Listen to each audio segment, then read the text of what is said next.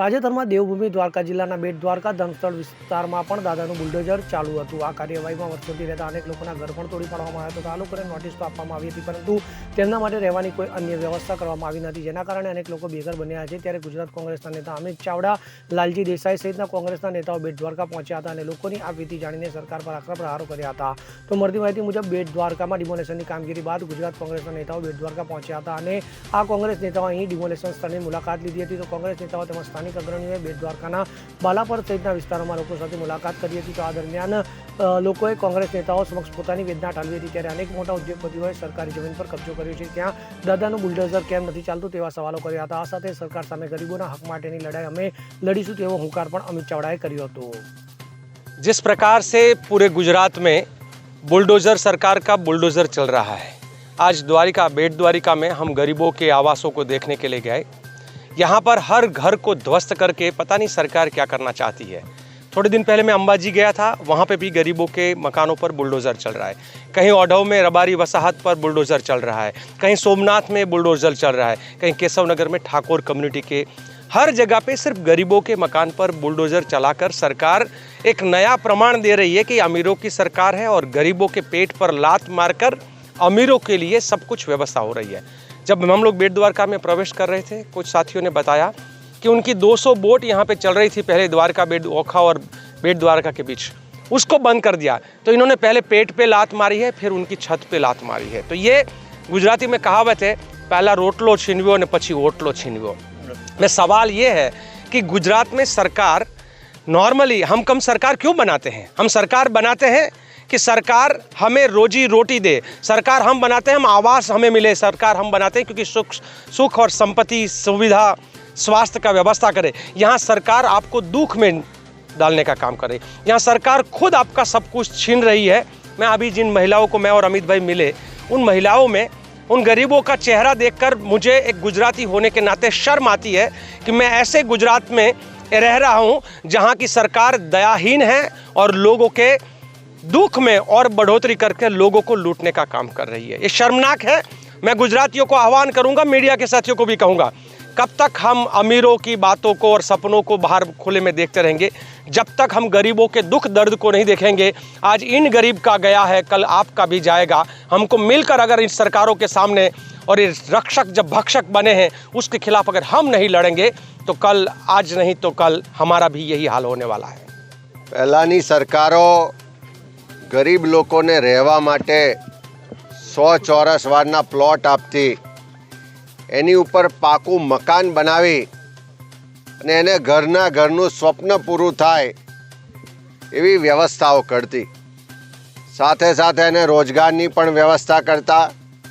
અને આજે જે રીતે આખા ગુજરાતમાં આ સરકાર દ્વારા ચારે તરફ ગરીબોને જાણે આ દેશના નાગરિકો ના હોય, ગરીબોને જાણે ખતમ જ કરી દેવાના હોય એ રીતે ચારે તરફ લોકોના ઘરો પર બુલડોઝર ફેરવવામાં આવી રહ્યું છે। લોકોને ઘરબાર વગરના કરવામાં આવે છે, એના ધંધા રોજગાર છીનવી લેવામાં આવે છે। આખી જિંદગીની કમાણી એના ગણતરીની મિનિટોમાં એની આંખો સામે જ્યારે તોડી નાખવામાં આવે ત્યારે વ્યક્તિનું આખું જીવન બરબાદ થઈ જતું હોય છે। આજે આ દ્વારકા જિલ્લામાં જે રીતે છેલ્લા દિવસોમાં મોટા પ્રમાણમાં લોકોના ઘર તોડવામાં આવ્યા, આજે અહીંયા બાલાપર ગામે બેટ વિસ્તારમાં આ મુલાકાત લેતા પરિસ્થિતિ જોઈએ, ખરેખર કોઈ પણ માણસ હોય એનું હૃદય દ્રવી જાય કે નાના નાના બાળકો છે, મોટી ઉંમરની માતાઓ બહેનો છે, વડીલો છે, આજે કડકડતી ઠંડીમાં ખુલ્લા આકાશ નીચે ઝાડી ઝાંખરા વચ્ચે ઝેરી પશુઓ વચ્ચે રહેવા માટે મજબૂર છે। આજે 15 દિવસ પહેલાં કોઈ પણ જાતની આગોતરી નોટિસો વગર જેને 1980ની સાલમાં ઇન્દિરા આવાસ આપવામાં આવ્યા હતા, પ્લોટ આપવામાં આવ્યા હતા, એવા લોકોના મકાનો પણ કોઈપણ જાતની નોટિસ વગર તોડવામાં આવ્યા.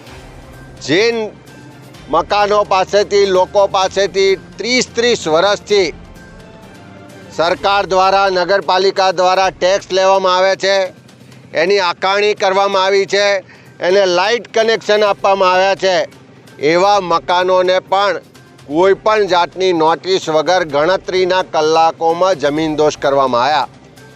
આ સરકારનું એક પાશવી કૃત્ય છે, ક્રૂર ચહેરો છે.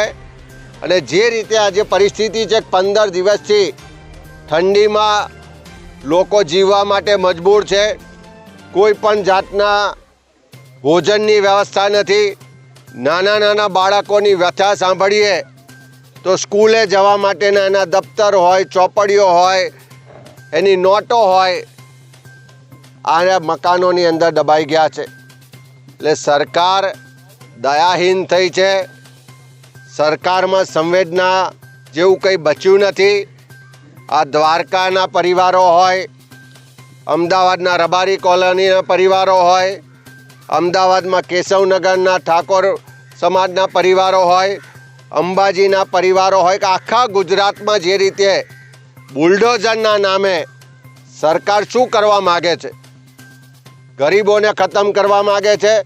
અને બીજી બાજુ જે મોટા ઉદ્યોગપતિઓ છે, અદાણી જેવી કંપનીઓએ હજારો એકર જમીન દબાવી દીધી છે. અનેક મોટા ઉદ્યોગપતિઓએ, મોટા લોકોએ સરકારી જમીનો પર કબજા કર્યા છે. ત્યાં દાદાનું બુલડોઝર નથી ચાલતું. ત્યાં કોઈનું ઘર કે કોઈનું મકાન તોડવા માટે નથી જતી સરકાર, પણ ગરીબોના ઘર મકાન તોડીને ઘરબાર વગરના કરવા માટે સરકાર નીકળી છે. આ સંવેદનહીન સરકાર સામે ગરીબોના હક માટેની લડાઈ લડીશું. સરકારે જે કાયદેસરના પ્લોટ છે, જેને ઇન્દિરા આવાસમાં મકાનો બનાવ્યા હતા, જેને અહીંયા સનદો મળી છે. Bureau report CN24 news. હવે જુઓ દેશ દુનિયાની તમામ ખબરો તમારી આંગળીના ટેરવે. ઉઠાવો મોબાઈલ અને Google Play Store પરથી ડાઉનલોડ કરો અમારી CN24 ન્યૂઝ મોબાઈલ એપ.